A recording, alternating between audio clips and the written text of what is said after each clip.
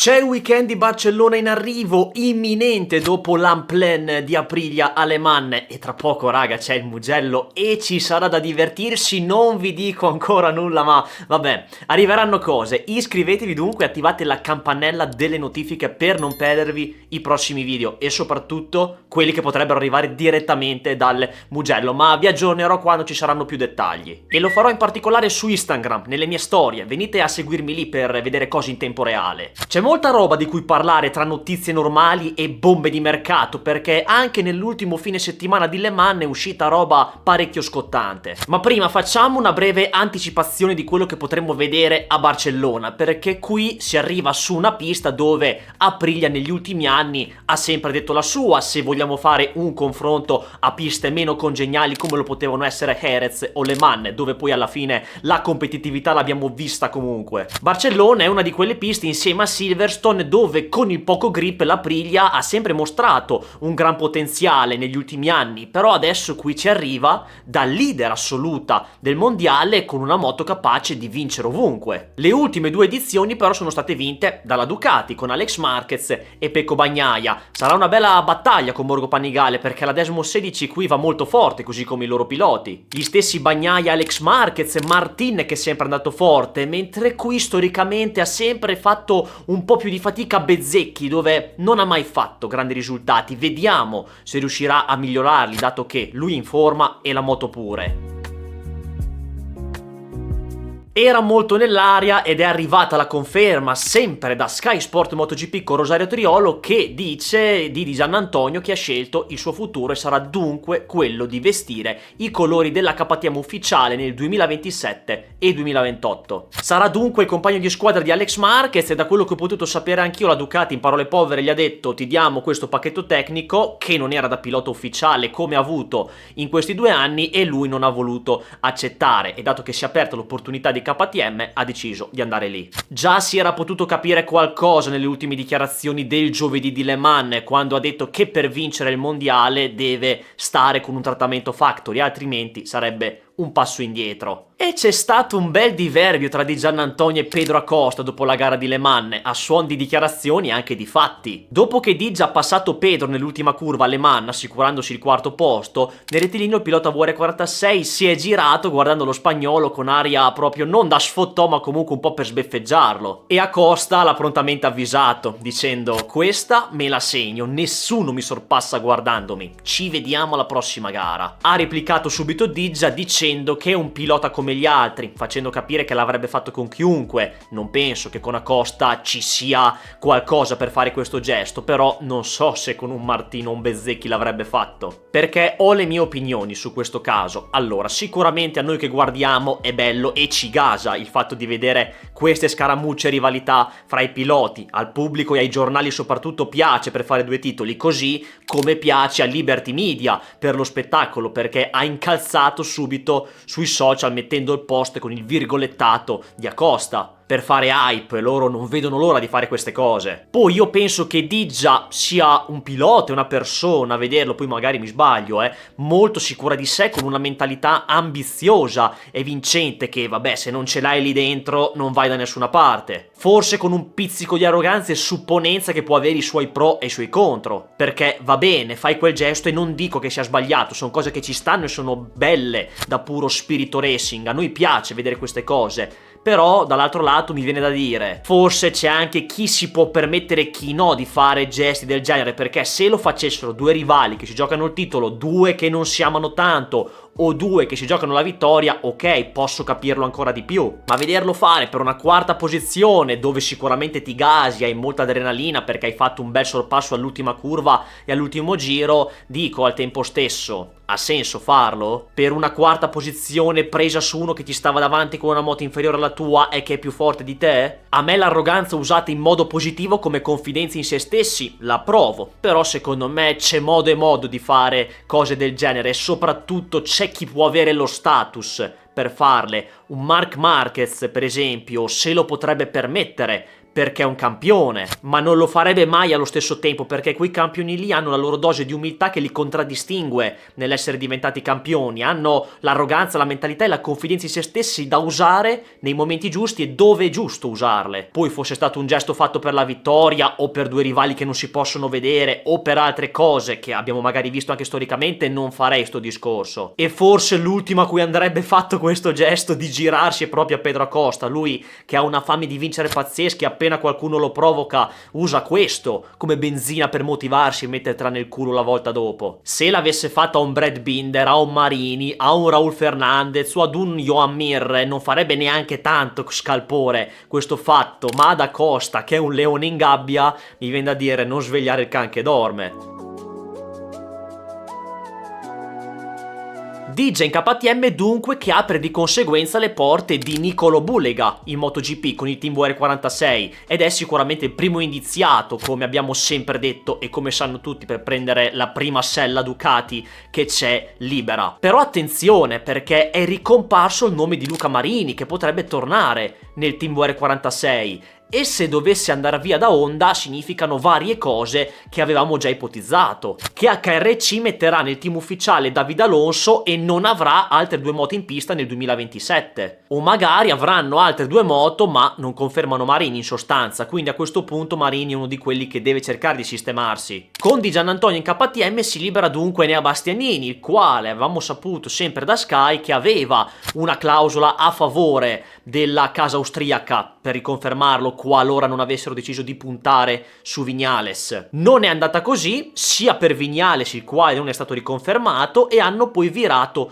su Di Giannantonio. Viñales, che tra l'altro, notizia delle ultime ore, ha ricevuto l'ok dai suoi medici per andare a Barcellona e sarà presente per ottenere il fit dal dottor Ciarte. Comunque Viñales rimane sempre in orbita nel mercato perché bisogna parlare di un suo possibile approdo magari in Aprilia Trackhouse oppure magari una riconferma nel team Tech 3 qualora decidesse di rimanere in KTM. Se andasse in Honda sinceramente sì, potrebbe avere qualche possibilità, ma non le vedo così ampie. Per Enea Bastianini invece, con l'imminente uscita da KTM, è spuntata l'ipotesi Aprilia Trackhouse dopo le trattative molto avanzate con il team Gresini. Team satellite americano di Aprilia che, ragazzi, cambierà molte cose l'anno prossimo. Cambierà sicuramente un pilota, forse tutte e due perché bisognerà vedere come andrà con Raul Fernandez, ma la bomba è quella che arriva dall'ultimo weekend di Le Mans, sempre rilanciata, sempre da Sky, con Davide Brivio che se ne va in Honda. Ecco, questa è una notizione incredibile, bravo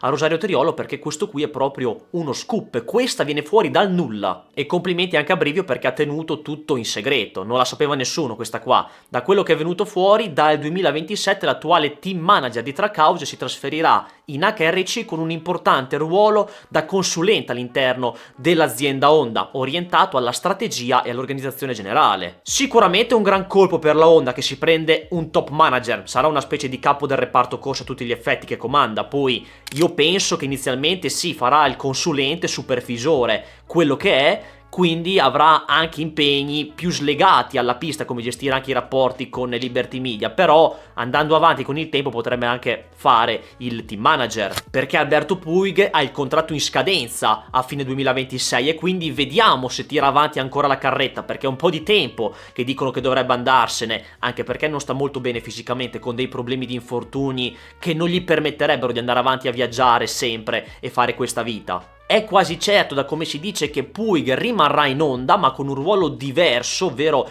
da tramite fra Honda e piloti, e quindi questo farebbe già pensare ad un possibile nuovo impiego di Davide Brivi in Honda tra qualche anno. Ma comunque gran colpo dell'HRC, che un po' nelle viscere in passato ci aveva provato anche con Gigi Dall'Igna, che però ha rifiutato. Però alla fine si prende un top manager di altissimo livello come Davide Brivio per tornare al vertice, e non immagino le orbite degli occhi di Brivio a vedere le cifre sul contratto. Si è parlato anche di CF Moto nel GP di Le Mans. Sempre Sky ha riportato che il marchio cinese insieme al team Aspar sarebbero pronti a entrare in MotoGP per fare il secondo team satellite di KTM al posto del team T3, che continua ad essere orientato ad andare in Honda per fare la terza squadra. Ma per chi segue questo canale sa che la notizia di CF Moto con Aspar in MotoGP nei prossimi anni non è una novità. Ci dobbiamo aspettare che un costruttore cinese possa entrare in MotoGP e infatti la voce che sta circolando in queste ultime settimane è del possibile inserimento di CF Moto come secondo team KTM, dato che Tech 3 andrà in onda.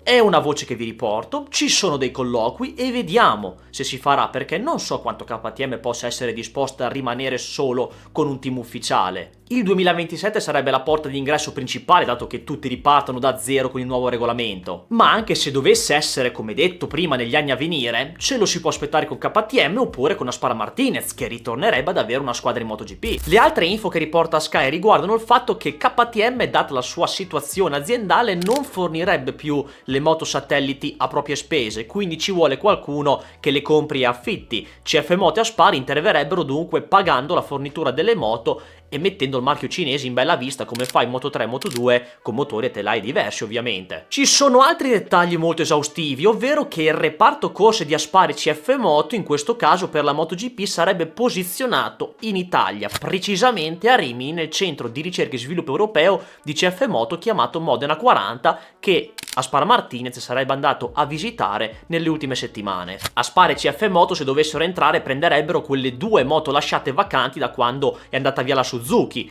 quindi in maniera ci sono sempre due posti liberi. Però le sensazioni che vengono fuori sono un po' scettiche. Viene smentito tutto ovviamente, non possono fare altro. Aspar Martinez a Motosprint ha ribadito che l'obiettivo di entrare in MotoGP c'è, ma non si sa quando. Per il 2027, da come dice lui, c'è un no categorico, anche per una questione di costi molto alti, anche se comunque il contratto con CF Moto è valido fino al 2031. Quindi vabbè, finché smentisce Aspar, ok, non può dire altro, però anche quello che filtra dalle voci che ci sono per l'ingresso imminente nel 2027 non sembra essere una cosa reale. Poi magari ovviamente stanno smentendo, ma già per il 2027 qualcosa c'è. Come vi avevo già anticipato, teniamo buono l'ingresso di Aspar nei prossimi anni in MotoGP con CF Moto, che sia 2027 oppure più avanti.